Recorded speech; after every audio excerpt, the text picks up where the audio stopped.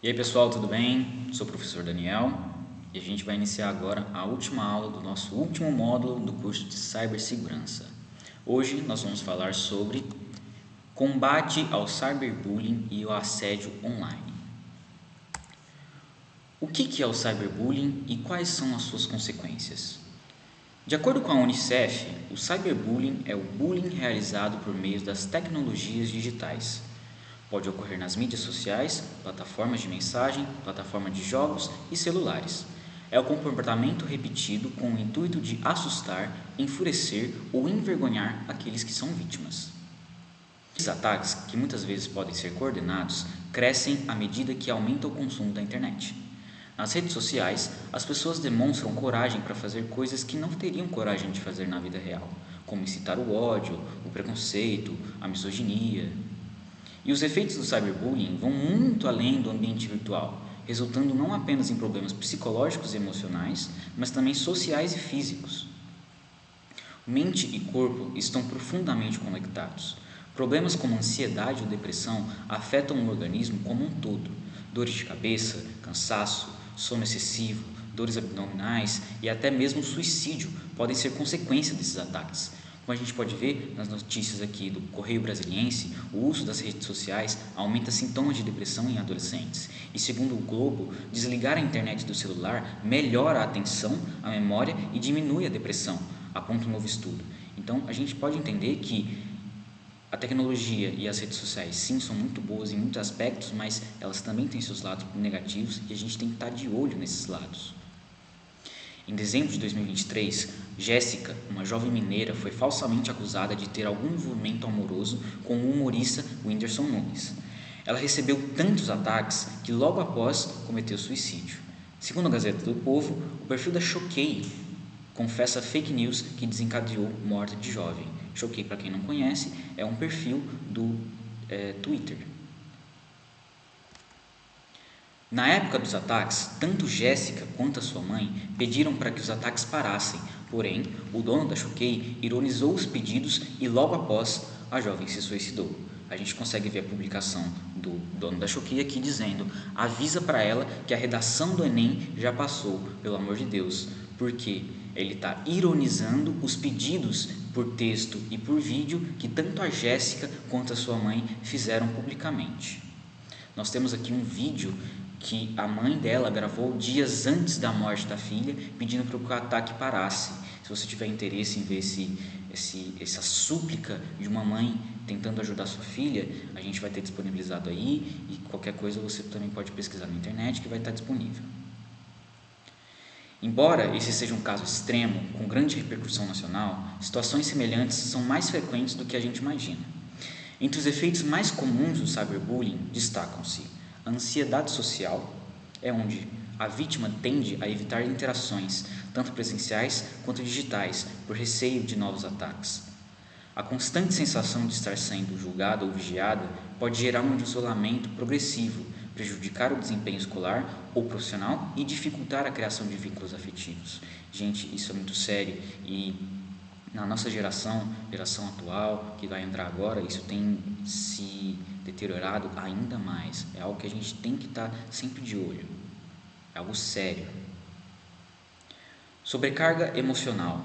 A exposição contínua a sentimentos negativos como tristeza, raiva, humilhação, insegurança comprometem o equilíbrio emocional. E em muitos casos, a vítima encontra dificuldades em expressar suas emoções ou em buscar ajuda, o que pode favorecer o desenvolvimento de quadros como depressão, ansiedade generalizada e síndrome do pânico.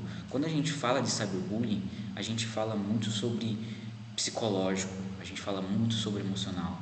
Existem casos em que condições já existentes se deterioram ainda mais por causa de coisas como o cyberbullying. No entanto, não para por aí. Logo mais à frente, a gente vai ver dar continuidade nos aspectos reais, como foge do emocional e vem para o físico. Mas voltando para cá. Baixa estima. A repetições de agressões virtuais pode levar à interiorização da violência. A vítima passa a acreditar que merece aquele tipo de tratamento, o que resulta em perda de autoconfiança, desvalorização pessoal e impactos significativos em sua vida escolar, profissional, social e até nos cuidados com a própria saúde. Isso prejudica a vida da pessoa como um todo, em vários aspectos da vida dela. E agora sim, entrando nos tópicos como mais físicos, a gente entra em automutilação e pensamentos suicidas. Em situações mais severas, a dor emocional causada pelo cyberbullying pode levar a comportamentos de automutilação como uma tentativa de aliviar o sofrimento. Além disso, pensamentos suicidas tornam-se frequentes e, em casos extremos, podem resultar em morte. O suicídio é, infelizmente, uma consequência real e trágica de uma violência muitas vezes ignorada. Então, pessoal, esse é um assunto muito sério. Se você tem tido pensamentos ruins, sensações estranhas, algo que você não consegue dizer o porquê, algo que te deixa para baixo, se você já pensou em coisas do tipo ou conhece pessoas que estão passando por esses problemas, denuncie. Essa pessoa merece o direito de viver. Então, ajude-a. Fale com familiares, com amigos, tente ajudá-la. Isso é um assunto muito importante. A gente está falando de vidas aqui. Então, deem a devida atenção.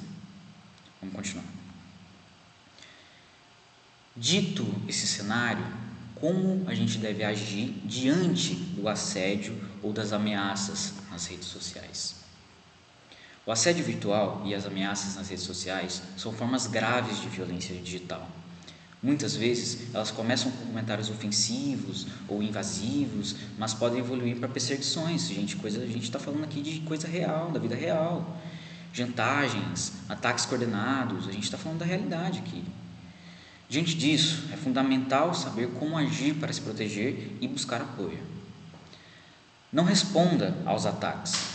Responder esses ataques pode intensificar a situação e dar ao agressor o que ele está buscando, que é atenção, que é reação.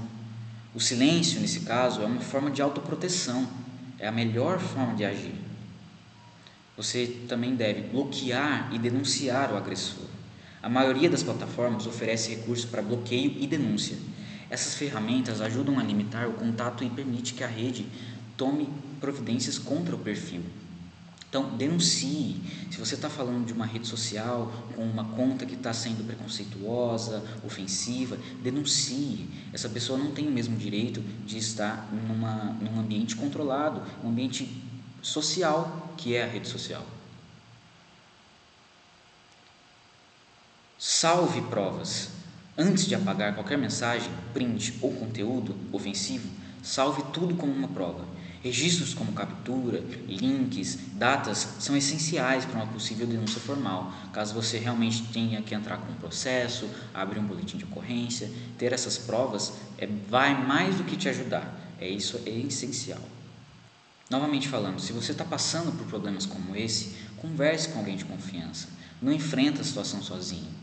Fale com familiares, amigos, professores, profissionais. O apoio emocional nessa situação é essencial para lidar com os efeitos psicológicos do assédio. E, mais do que tudo, sempre busque ajuda profissional. Se os ataques estiverem afetando a sua saúde mental, não hesite em procurar apoio psicológico. Psicólogos e terapeutas estão preparados para te orientar e ajudar a vítima a superar o trauma. Registre um boletim de ocorrência. Lembra aquilo que eu falei anteriormente? É um tópico imprescindível. Você tem que registrar um boletim de ocorrência. Em casos mais graves, especialmente quando há ameaça, exposição de imagem íntima, perseguição, é importante procurar a delegacia, inclusive as especializadas em crimes cibernéticos. O registro policial é um passo fundamental para que as medidas legais sejam tomadas. Ninguém merece ser alvo de violência, seja ela física, verbal, digital. Ninguém merece isso. Denunciar, buscar o apoio e não se calar são atitudes que protegem a vítima e ajudam a combater esse tipo de crime. Então, se você está vendo algo desse tipo, não se cale, fale, denuncie, busque apoio. Vamos falar agora sobre as ferramentas e os recursos para denunciar esses abusos. Por meio das plataformas digitais como Instagram, Facebook, TikTok, Twitter, nelas mesmas você vai encontrar ferramentas de denúncias que são integradas. Em geral, basta você clicar nos 3 pontinhos próximo a uma publicação ou próximo a um perfil ofensivo e você seleciona a opção de denúncia por assédio ou bullying. Vamos lá, um tutorial, um passo a passo de como fazer isso no Twitter, né? o atual X. A gente tem uma publicação aqui que está exemplificando a nossa situação. Você vai encontrar no canto superior direito da publicação os 3 pontinhos. Você vai clicar nela, vai em denunciar o post e vai escolher o tipo de denúncia que você deseja fazer. Então lá temos opções como ódio, abuso e assédio, discurso violento, segurança infantil. Então temos diversas formas de você relatar esse problema e denunciar uma conta. Falando agora sobre o Instagram, a gente vai também pegar uma publicação de exemplo e no canto superior direito da publicação você vai encontrar os mesmos 3 pontinhos. Você vai clicar nele, vai abrir a página denunciar e escolher o tipo de denúncia. Então aqui a gente tem bullying, suicídio, violência, promoção de item restrito. A gente tem diversos motivos para denunciar esses posts. Então, não se cale, denuncie, não deixe que isso chegue em outras pessoas. Caso você seja um menor de idade, você deve comunicar à sua escola ou à instituição em que você estuda. Se o agressor for um colega de escola, uma instituição de ensino, é importante informar a direção, os professores ou os coordenadores. Muitas escolas já contam com protocolos para lidar com casos de bullying e cyberbullying. Então, tem solução. Se você está passando por problemas como isso, tem solução. Registre em delegacias especializadas. No Brasil, é possível registrar a ocorrência em delegacias especializadas em crimes cibernéticos. Algumas das opções são Delegacia de Repressão a Crimes Cibernéticos, o DRCC, a Delegacia da Mulher, onde os casos de violência são contra meninas ou mulheres, e a própria Delegacia Online, que é disponível em vários estados e permite fazer boletins de ocorrência pela internet. Você também pode ligar para o CVV, o Centro de Valorização à Vida. É uma organização não governamental brasileira que oferece apoio emocional e prevenção ao suicídio. Eles são independentes, não religiosos, políticos ou empresariais e trabalham em colaboração com outras entidades, incluindo a ONU, para promover a saúde mental e o bem-estar. Então, não vou ligar porque eles vão falar sobre religião, ou eles vão falar porque vão falar sobre política. Não vão. Você vai estar num ambiente saudável para conversar, para ser apoiado. O número de contato é 188 e o site, caso você queira também fazer o contato pelo site, é o cvv.org.br. Saiba, você vítima, que há leis que te protegem. A Lei nº 13.185/2015 institui o Programa de Combate à Intimidação Sistemática.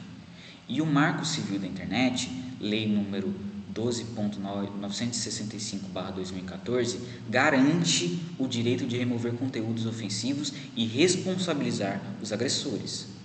Em casos mais graves, podem ser aplicadas sanções previstas no Código Penal, porque também existem casos em que o cyberbullying, que é um crime, também não para por aí. Ele envolve outros crimes, como perseguição, ataques. Então, a gente também pode pegar sanções previstas no Código Penal. Sempre busque apoio psicológico. O impacto emocional do cyberbullying pode ser profundo. Falar com familiares, amigos e procurar apoio psicológico é essencial para lidar com os traumas e recuperar a autoestima. Promovendo um ambiente virtual saudável e respeitoso.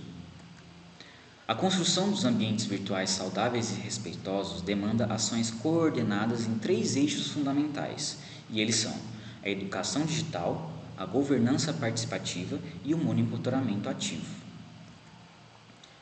Educação digital e alfabetização midiática. É essencial promover práticas de letramento digital, incentivando o uso ético das tecnologias e a compreensão crítica das interações online. Programas educativos devem abordar temas como empatia digital e responsabilidade nas redes, combate à desinformação e outros impactos psicossociais do discurso de ódio. Uma atitude individual seria seguir páginas mais seguras, que são credibilizadas e possuem tempo de mercado, como por exemplo o Estadão, o PCC, o Globo. E agora, falando sobre as políticas de convivência e as normas de uso, a gente pode falar sobre como as plataformas, comunidades virtuais e instituições devem estabelecer códigos de condutas claros, acessíveis e aplicáveis, com regras explícitas sobre comportamento aceitáveis e mecanismos transparentes de moderação. Então, se você está buscando uma rede social que não tenha essas normas muito claras de uso, transparência, evite continuar usando elas. Busque sempre algo transparente.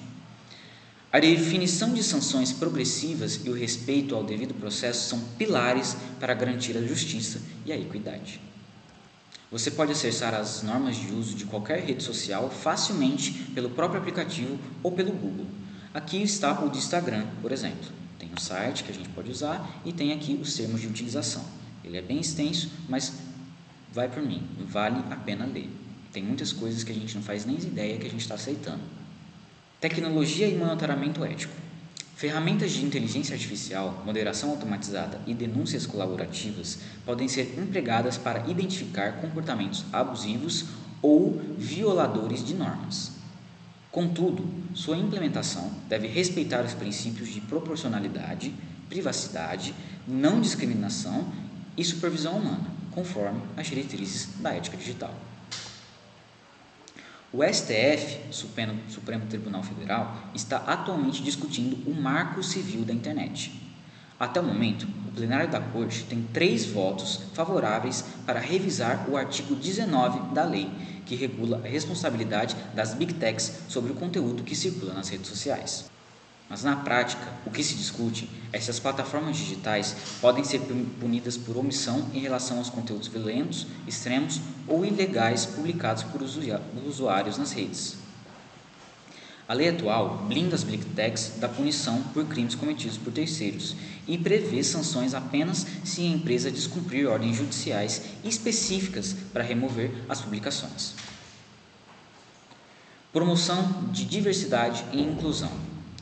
Ambientes virtuais saudáveis também exigem o reconhecimento e a valorização de diversas vozes, culturas e identidades.